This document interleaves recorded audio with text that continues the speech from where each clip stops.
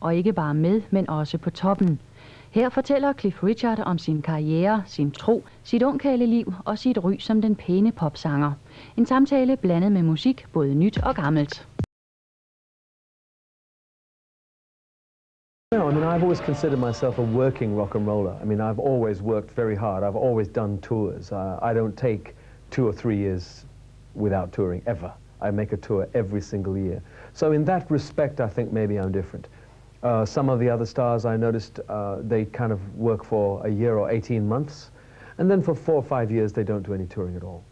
I prefer to work all the time so that I never lose contact with the public. I always have at least a memory from the previous tour that I can work from, and I like it like that. I don't think it's the only way.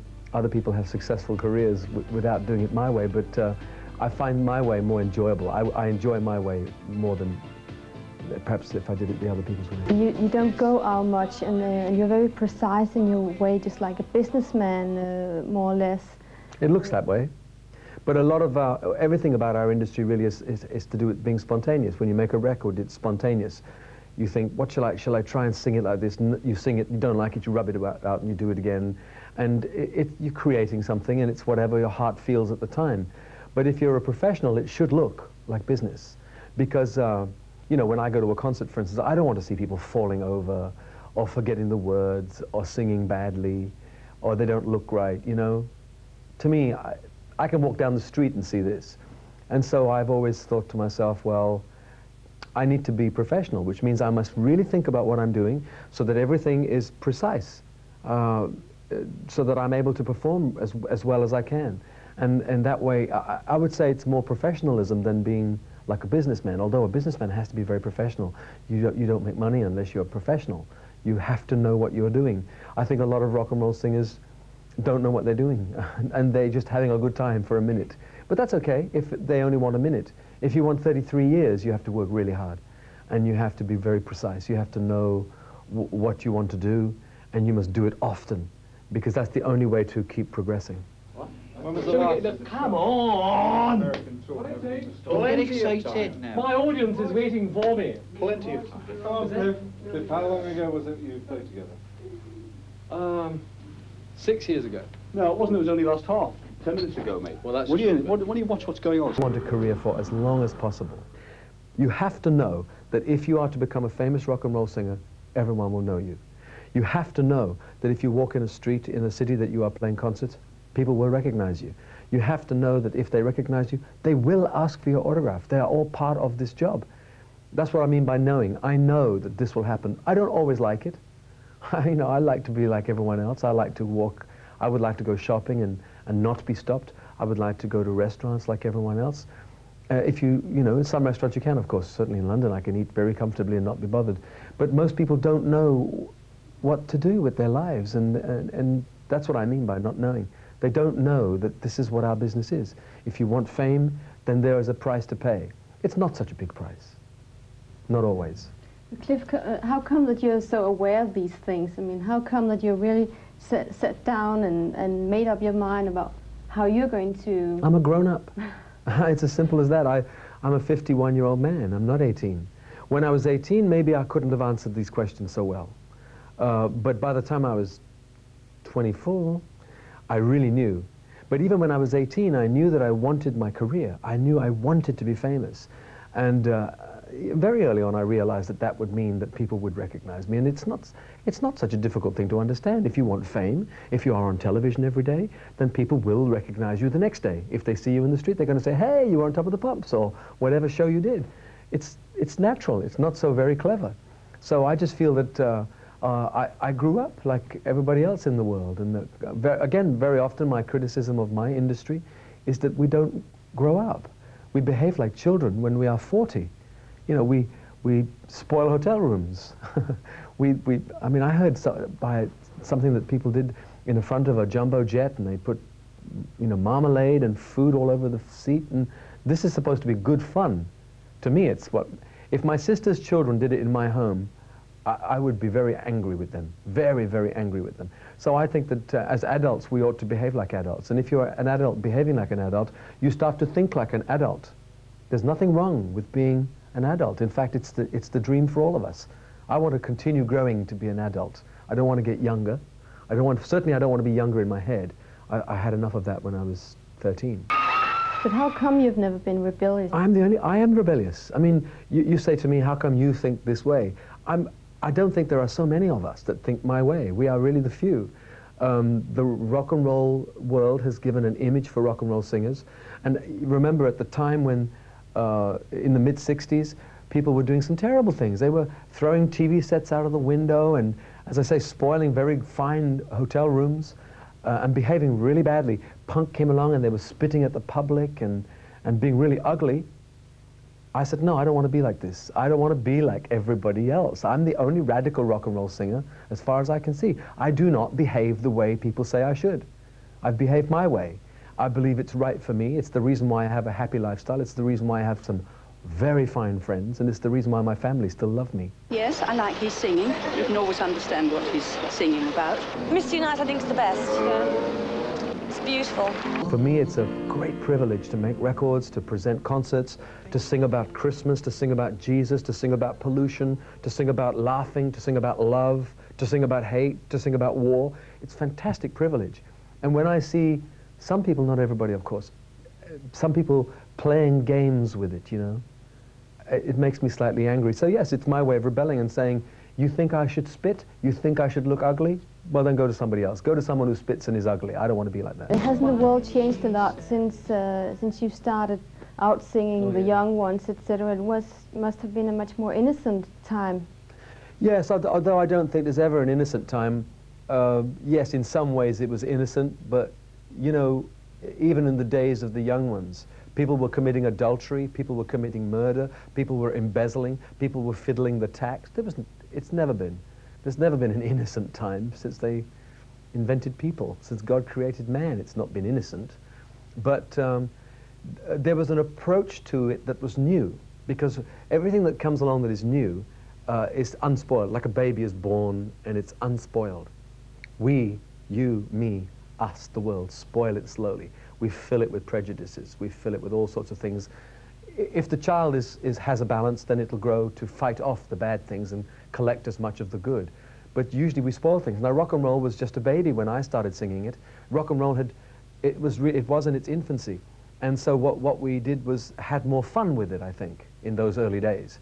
I always think to myself, one day all of us will look old, and in other people's eyes, age is ugly. Not for me, it's not, but there's a chance that we will have plenty of time to look ugly.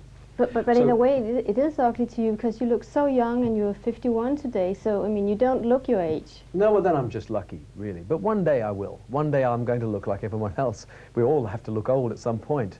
But what I'm getting at is that sometimes I see, for instance, amongst very young people, they dress really, how can I put it? They try to make themselves look ugly. The thing is, you see some very attractive women and they wear really ugly clothes. In other words, you know, God has given us bodies, you know. Okay, some people have fat bodies, and some of us are lucky that we can be slim. I can still fight. Mind you, if I ate what I wanted to eat, I would be a fat man. But I fight it, and we can look good. For women particularly, I'll never understand why they want to cover everything with 4 different sweaters, all too big, make holes in here and here and here and all over the place. I mean, I don't understand it because it doesn't make sense to me. It's part of my life, you know. You have to think about clothing. You know, I mean, I like to dress casually like this sometimes, but it's like my sister's children are great lessons for me. One of my nieces only likes to wear black all the time. She never wears anything but black. And I think to myself, I was never like that because I always like to wear how I feel, you know. I'm going to do, after I speak with you, I'm going to do our big pop program here, rock and roll program, and I like to arrive looking casual. But when I perform, I'm going to wear a dinner jacket that sparkles, a shirt that has special embroidery on it, a really fine pair of trousers. I want to look good for that moment because I feel that. That's what I feel. I should, you know, I feel that way. And I can never understand how young, particularly young people, they're the gullible ones, I suppose, but they tend to look the same all the time. I have nephews the same. They wear the same kind of trousers with the same kind of shoes. I am wearing these shoes now, but I won't tomorrow. I want to look completely different tomorrow. Have you always been like you are today? People tend to believe that you're very right-winged. Haven't you? I don't know what's been right wing. different? I'm centre. Or conservative? I'm not a conservative person in that nobody in our industry can be conservative with a small c, because we are extrovert people. I mean, it's the way of the artist. That's why we are artists, because we want to stand up and sing in front of people. We want to say, hey, look, don't I look good? Don't I sing good? Don't I sound good, you know? It's part of our world. So in that respect, I'll never be conservative, not completely. But aren't you right-wing? Well, I don't know what right-wing sounds like Hitler to me. I'm not like Hitler. I'm right down the middle because I'm a Christian, for a start. Christianity means that you have to embrace the poor and the rich. You can't say these are better than these. You have to say they are the same in God's sight. What we have to do is make sure that everyone has equal opportunity. That means you're right down the center. It means also that some people, in spite of the opportunity, may not succeed. But that's life. I'm a successful rock and roll singer. There are thousands of people who may even sing better than me, but they may never make it. They have to be, the only way they'll be successful is if they can understand their own limitations and say, okay, I never made it. I will still have happiness. To me, the happy man is the man who is not rich, but who's happy. How come that you've made it? Well, I think I'm good at what I do. I mean, it's a combination of all sorts of things, you know. You have to have an instinct to maybe choose the kind of songs and the way you perform. Then if that instinct coincides with the public, you know, people watching this on television, some will say we like Cliff, some will say we don't like Cliff, we prefer Michael Jackson or whoever. But that doesn't matter. I can only perform for the people who like me. And if there are enough of those people, that's how come I'm successful. I'd like everybody to buy my records. Why? Because it's the sign of the artist. I want everyone to like. If you're a painter, for instance, I'm sure that the painter painting a picture would like very much for everybody in the world to look at that picture and go, oh, this is wonderful. Because that is the satisfaction. What we have to do is sometimes be satisfied with less. I have to be satisfied with less. As I get older, I'm beginning to realize more and more that of course not everybody likes me. In the same way as I do not like everybody. I look at our charts and I pick 1, 2, 3, 4 songs that I really like, in the top 20 maybe. And the other 16, I don't like them at all. But they are there, and I have to learn to live with that fact, in the same way as I know that not everybody likes me. But my dream, my work, is to make as many people as possible like what I do. No one tells us, except the Bible, that we should really try to be satisfied with where we are, with what we are, with what we have. But you know, my father was a happy man, and he was really poor. My mother, again, my mother and father, I remember, I talk with my sisters, and when you talk with people, it's all to do with learning about yourself, really. Just a few months ago, my sisters and I get together quite regularly, and we were talking about the past. You know, I don't know if you've got family, but you speak about where you used to live and the schools we go to and everything. And I said, do you remember being unhappy? Do you think we had unhappy childhoods? And none of us can remember being unhappy. And yet all of us can remember being really poor. You know, there was a period in my life, maybe 2 or 3 years, when we were children, that 3 times a week, the main meal of the day was a plate with 2 slices of toast and hot tea and sugar sprinkled on top. That was 3 of our main meals a day. So when I look back, I think to myself, my mother and father must have been really poor, because that's all they could give us. And yet I don't remember being unhappy. Now, to me, my father is a far more successful man than most, because he was able to, he still smiled, we still told jokes, we had fun together, we did never go on holiday, we never went on holidays because we couldn't afford it. And to me, that's the successful person, and that's what I try to impart all the time.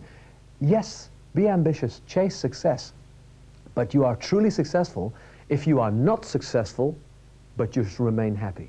That's to me real success.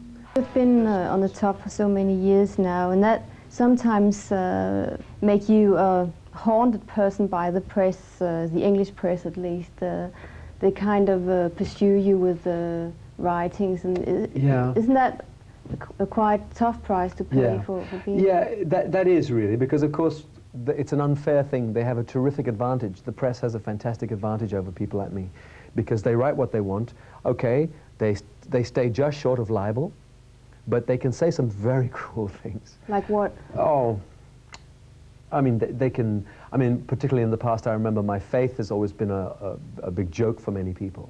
You know, they make fun of my Christianity. I remember one man once, and he wrote for a very reputable, I think it was no, I won't say what newspaper, but he described me, he said, oh, Cliff has a face like an iced bun with a cherry on top, you know. And I thought, well, I mean, I don't see myself as looking like a cake with a cherry on top, but, and they write these, and you read it and you think, oh, you know, and then you think, well, my mother's going to read this, my friends are going to read it, the people I shop from in my hometown are going to read it, and there's nothing you can do. So you have to stay quiet for a few days, and then after a few days, of course, people forget. But they say they can be very cruel. But how come you're still affected by those things? I mean, after so many years, I mean, haven't you had some more? You become slightly hardened to it in that you have to be philosophical. I mean, one of the new lessons I've learned, which is only on the last couple of tours, is that, for instance, I cannot perform for my critics. I cannot live my life for people who think I look like a cake with a cherry on it, because this is what I am. There's nothing I can change. Even if I had plastic surgery, it would not change me so much. So I have to live my life for me and for the people who like me and love me. You are famous because people like to write about you. They want to do interviews on television. They want to talk about you. The public want to know about you, and they want to know everything about you.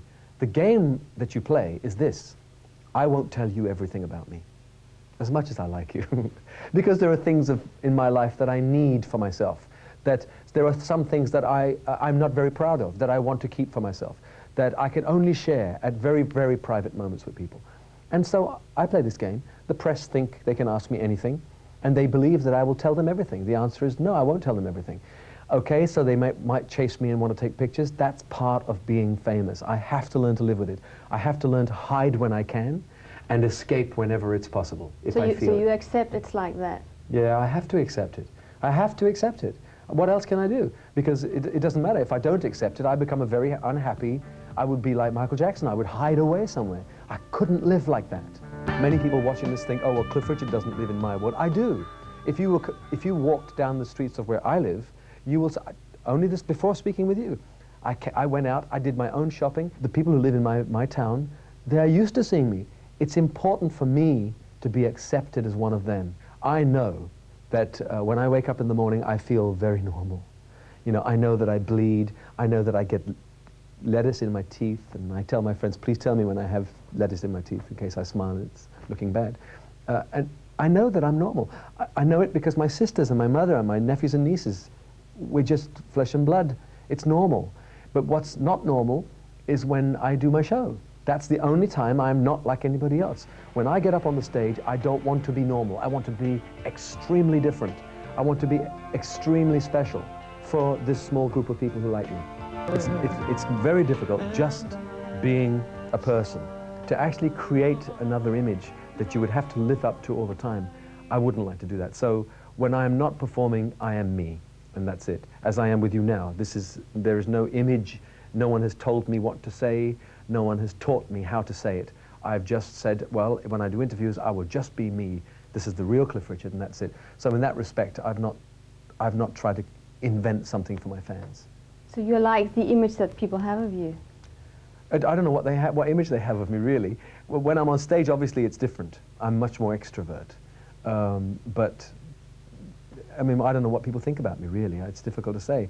I'd like to think that they thought of me as normal. I mean, that's what I'd like. In what way? Well, just so that I can fit into life. Because quite often when you read the things you read about people like myself, I look at it and think, well, I'd be frightened to meet this person because they seem different, really different as people. And yet I've met many, many famous people and they're not different at all. They're exactly the same. But the images they create, sometimes frightening, sometimes worrying. You know, there was a time when I thought, well, you know, I'd look at some of these pop stars and think, well, I don't think I'd like to meet them very much, you know, because they created this almost frightening image, over big image, you know, and I've never tried to do that. And I don't want to do that.